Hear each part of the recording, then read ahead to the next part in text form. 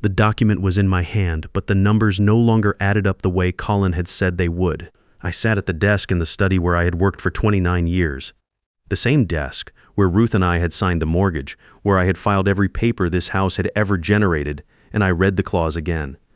Slowly, the way you read something a second time when you need the first reading to be wrong. It wasn't wrong.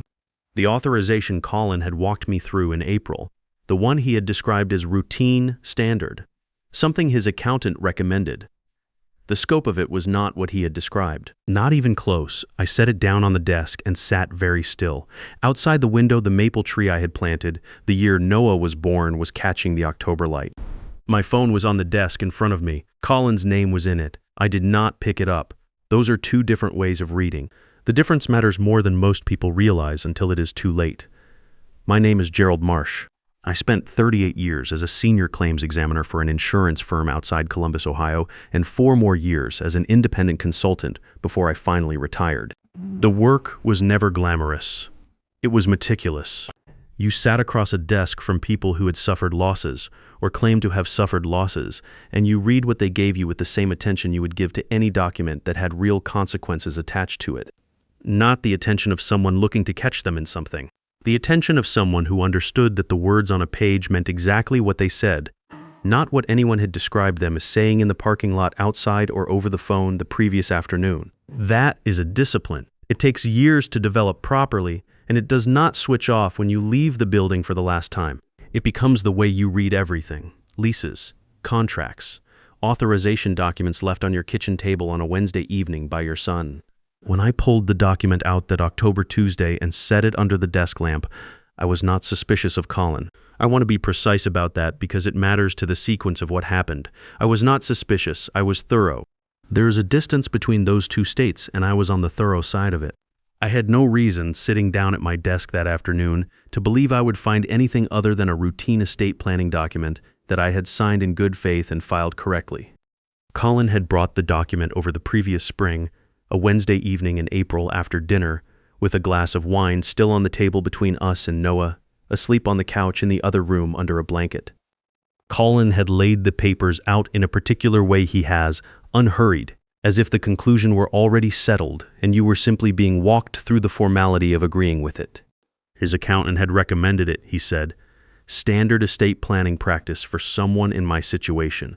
A financial management authorization, routine paperwork for a 69-year-old widower with a home worth $1,320,000 in a Columbus neighborhood that had appreciated considerably since Ruth and I had bought there 29 years ago. He walked me through the relevant sections quickly. I asked 2 questions. He answered both without hesitation. I signed. I trusted him. He was my son. Under the lamp that Tuesday, reading it again section by section, clause by clause, with no wine on the table and no grandson sleeping in the next room and no son sitting across from me filling the silence with reassuring explanations, I found what the document actually said. It took me 20 minutes. Certain clauses, buried in language that required professional patience to parse, gave Colin authority over decisions I had never intended to give him authority over. The document was not a full power of attorney. Not yet, but it created a pathway, clear to anyone who knew how to read it properly, toward control of my assets that had no business being there. My home was the primary asset within that scope. The house where Ruth and I had raised Colin, where I had built a workshop in the garage and spent 3 winters refinishing the floors myself, where I had planted a maple tree in the backyard the year Noah was born, with his heights recorded on the garage wall in Ruth's handwriting at 1 year, 2 years, 3 years old. I set the document down on the desk and sat very still for a time. Then I did something I had learned to do over a long career when the numbers stopped adding up the way they should. I ran everything back through the new filter. Every conversation about the house over the past 16 months. Since Ruth died came back differently when I looked at it through what I now understood. Colin's concern had started quietly. Dad, this place is a lot to manage on your own. You're not getting any younger. The stairs, the yard. What happens if something goes wrong when you're alone here? I had answered each of these the way a 69-year-old man with full use of his faculties answers them. I told him I managed fine. He smiled and said, of course, he just worried. Over the months that followed, the concern evolved. It put on different clothes. Sometimes it came dressed as practicality. The carrying costs, the property taxes, the fact that I was sitting on an appreciated asset that wasn't working for me. Sometimes it came dressed as health, a forwarded article about aging in place, a story about a neighbor's father who had slipped on ice and spent 2 months in a rehabilitation facility, a visit to my hospital room after a routine knee procedure where Colin sat across from me with an expression I now understood precisely and said that moments like this were reminders of how important it was to plan ahead. I remembered looking at Noah playing on the floor with a toy beside the chair and feeling very tired of thinking about the future in the way Colin wanted me to think about it. I had believed his concern was genuine. Looking back at it now through the filter of what I had just read in that document, I understood that it might have been at least partly. People can be genuinely concerned and still be moving towards something at the same time. The two are not always contradictions. But the document on my desk was not a document produced by concern. It was a document produced by planning. I did not call Colin. I did not send a message. I sat at my desk until the room was dark, and then I picked up the phone and called Irene Caldwell. Irene has handled my legal affairs for 20 years. She is not a woman who accommodates uncertainty when precision is available.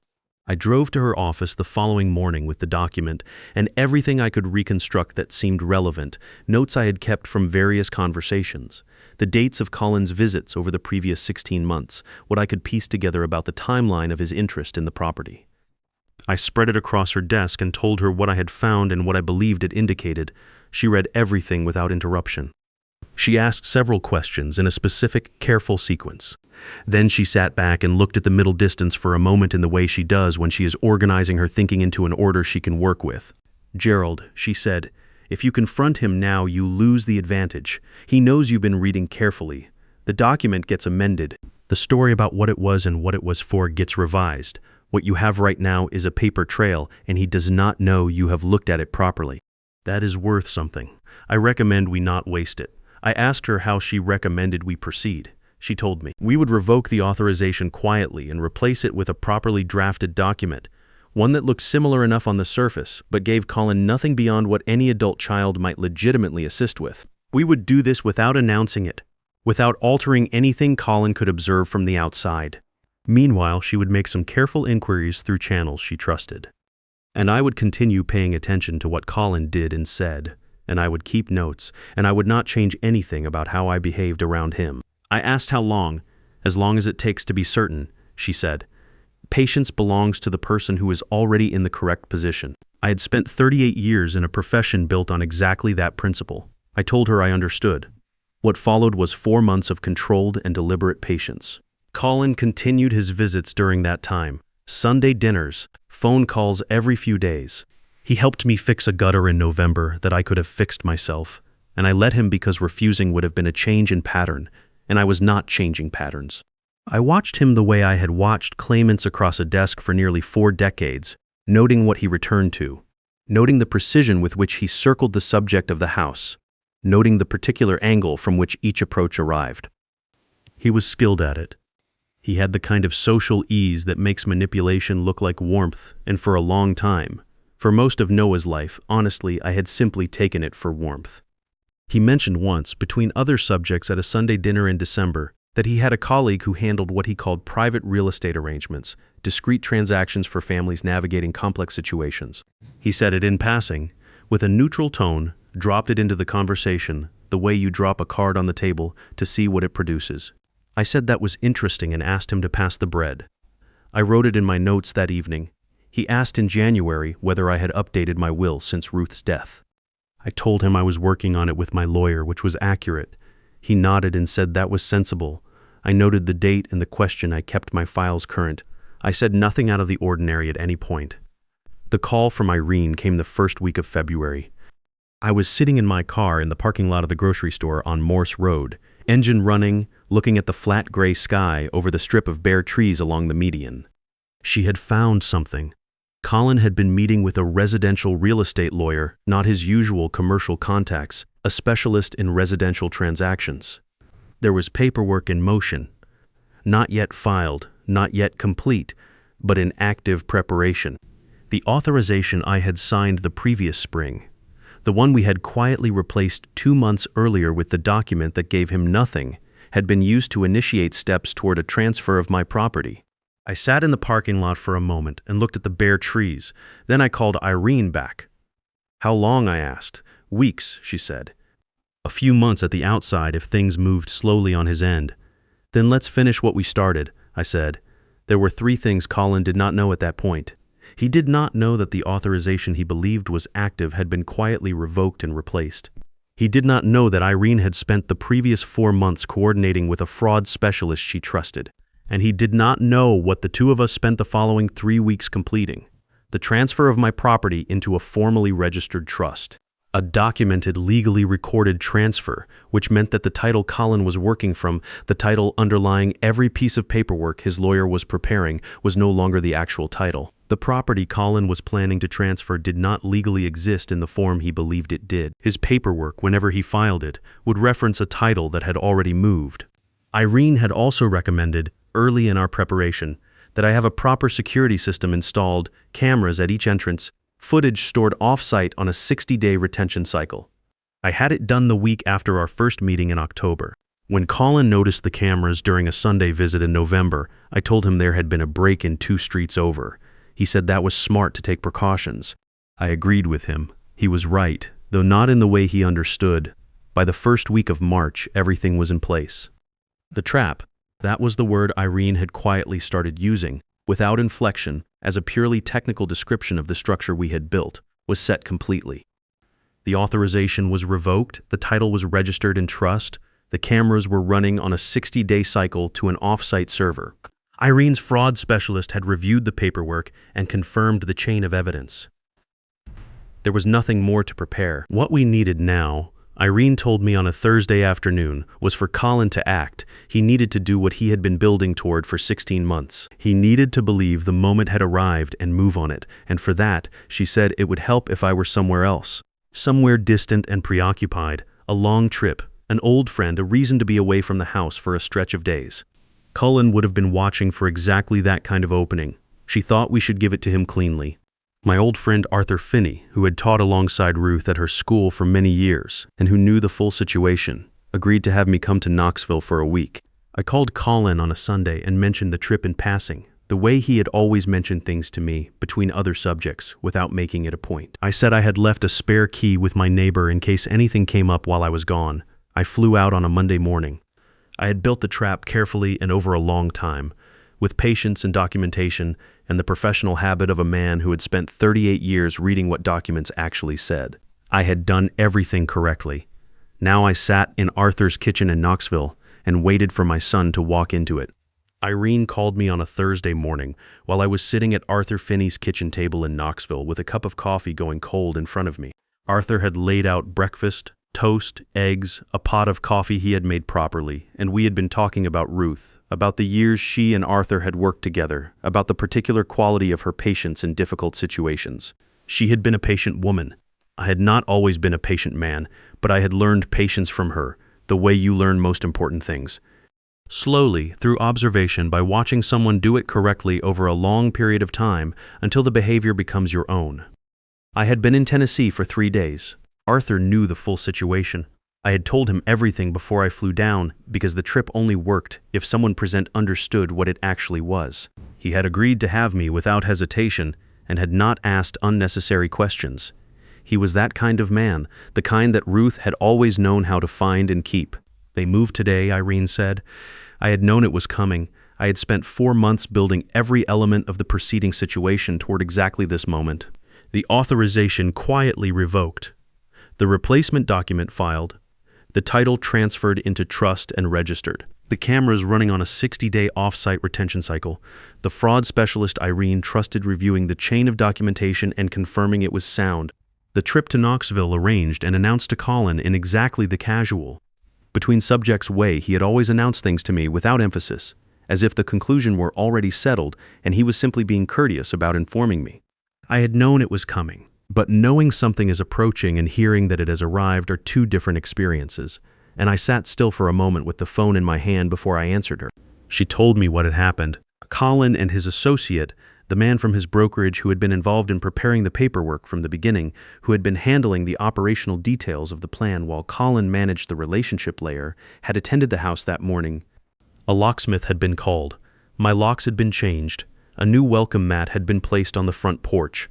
Colin's own camera had been mounted above the door frame. They had then proceeded to the title office and submitted a transfer document for filing. The filing had been rejected at the point of submission. The title they were working from was no longer valid. The trust transfer that Irene and I had completed and registered 3 weeks earlier had moved the property before their paperwork arrived. Their document referenced a title that had not existed in the form they believed it did for the past 3 weeks. There was nothing to accept. The filing failed completely and immediately. They had changed the locks on a house they did not own and could not legally transfer. They had done it on a Thursday morning while I sat in a kitchen in Knoxville drinking coffee, and by the time the locksmith had packed his tools and left, the attempt was already a documented failure.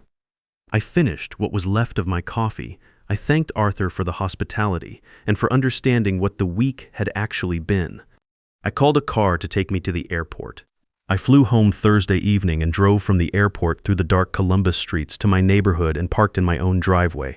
I want to describe what it is to stand on the porch of the house you have lived in for 29 years and find that your key no longer fits the lock, because it is the moment I keep returning to when I think about everything that happened. I walked up to the front door and put my key in the lock the way I had put it in that lock 10,000 times before, without thinking. The way the body does things, it has done too many times to count. The deadbolt did not move. I stepped back and looked at the door. The new welcome mat, the shutters painted in a color I had not chosen. The camera mounted above the frame that I had not installed. I tried the key again, slowly. The way you try a second time when you want to be certain the first time was not a mechanical error. The lock had been changed. My phone buzzed in my coat pocket. Colin, I let it ring. I stood on that porch for a moment longer than I needed to. 29 years in that house. 37 years of marriage in those rooms. 41 years of a son, Sunday dinners, phone calls. A grandson asleep on the couch under a blanket. Ruth's handwriting on the garage wall marking Noah at 1 year old, 2 years old, 3 years old. I stood there and let the full weight of what had happened settle completely. And then I took out my phone and sent Irene a text. 3 words. File everything now. She had been waiting for exactly those 3 words. I walked around to the back of the house. Colin had arranged for the front lock to be changed. He had not arranged for the back door. I let myself into my kitchen, filled the kettle, set it on the burner, and while it was heating, I called Sandra. She answered on the second ring. Her voice had the quality of someone who has been waiting for a call they hoped would not come, alert in a particular way just beneath the surface of ordinary. She sounded surprised to hear my voice, and then within a few seconds she sounded afraid. Not the fear of surprise, but the fear of recognition. The fear of something arriving that you knew was possible and had been hoping would not be. I told her I was home. I told her I was standing in my kitchen with the kettle on. I told her that Irene had filed everything that morning and that Colin should contact a criminal lawyer before the end of the business day. I told her calmly and completely, the way I would tell anyone something that they needed to know accurately and without ambiguity. A long silence. "Gerald," she said finally, and her voice had changed completely from how it had started. Something stripped out of it, some maintained composure that had been holding and now was not. "I want you to know that I didn't agree to this. I told him not to do it. I told him more than once and over a long period of time that this was wrong and that he needed to stop. I want you to know that. I know that. And that is going to matter when the time comes." I drank my tea at the kitchen table where Colin and I had sat together dozens of times over the preceding 16 months, where he had laid out the authorization document the previous April and walked me through it in his easy, unhurried way while the wine was still on the table between us. I sat there and waited. 35 minutes later, his key turned in the new front lock he had installed that same morning. He walked into the kitchen and stopped when he saw me. He looked at me sitting at the table. He looked at the folder of documents in front of me. He looked at my face. He had prepared something to say. I could see that he had, but whatever it was, he did not say it. "Sit down," I told him. He sat down across from me, the same chairs, the same table. A different situation than anything he had prepared for.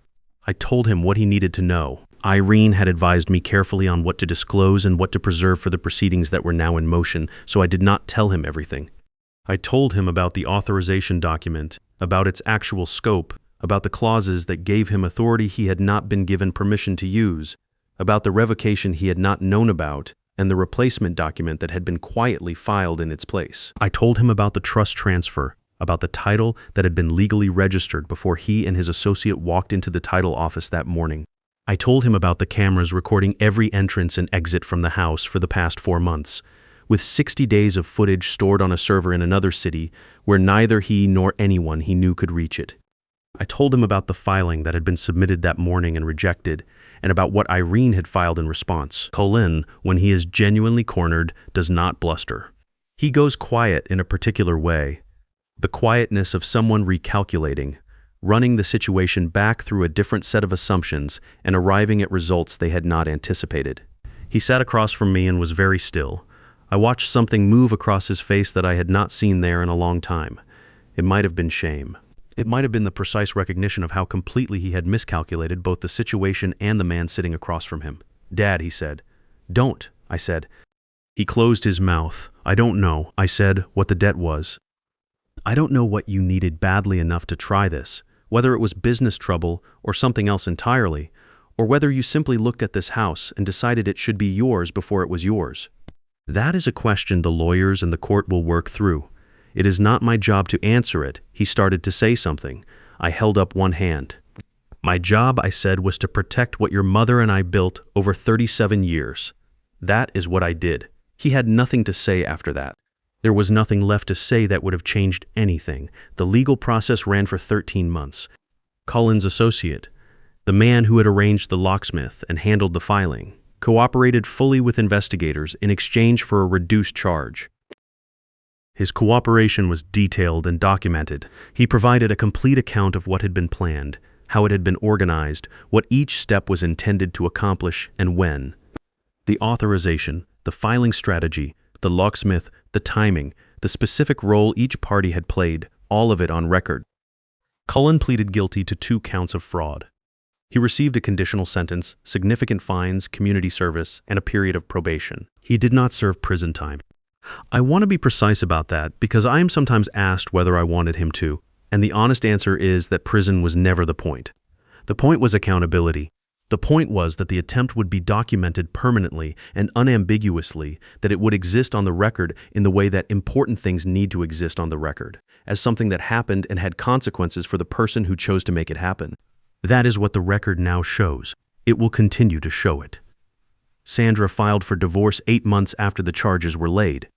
She received primary custody of Noah. I see my grandson every second weekend and on every major holiday, and I can tell you without qualification that those are among the best days I have. Noah is 10 years old now. He is curious and loud, and he likes to help me in the workshop I built in the garage, and Ruth would have been unreasonably proud of him, which is the right way to feel about a grandchild. Colin and I have spoken twice since the guilty plea. Both conversations were brief, and neither one resolved anything. What the relationship will look like in the years ahead, whether there will be one, is a question I have learned to hold without forcing it toward an answer. Some questions stay open for a long time. That is not comfortable, but it is honest. The house is mine. I had a locksmith come to restore the original hardware, which he examined carefully and told me was high quality and worth keeping. I agreed with him and gave him a good tip. The security system I installed is still running. The cameras are still recording. The maple tree in the backyard has grown another season taller. Noah's heights are still on the garage wall in Ruth's handwriting, 1 year, 2 years, 3 years old, exactly where she put them, in the same blue ink, in the same careful letters she used for everything she wrote. No one is going to change that. I made certain of it. There are circumstances in which the people nearest to us develop assumptions about our awareness and our capabilities, assumptions shaped by what they need to believe rather than by what is accurate. Those assumptions, when tested against reality, tend to resolve quickly and completely. The resolution is rarely what the person holding the assumption had anticipated.